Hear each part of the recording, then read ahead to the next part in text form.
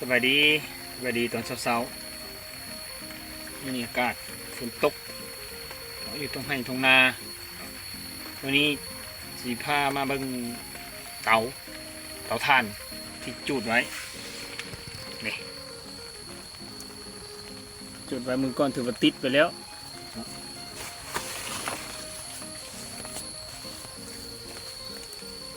บรรยากาศอยู่ตรงไร่ตรงนาฝนตกลิ้นมานี่ตัวเตานี้จุดติดมาแล้วมือครึ่งนะถือว่ามัดมันนี่มัดสิมาอัด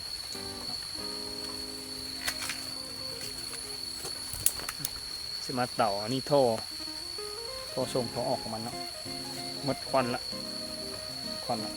ร้อนยังมีอยู่ถือว่าควันสีฟ้านี่มัดเนาะถือว่าอัด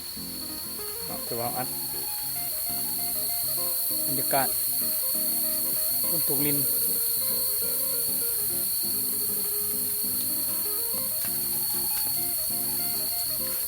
ฝากติดตามช่อง YouTube เนาะตามหอยบรรณาเลยเนาะใจ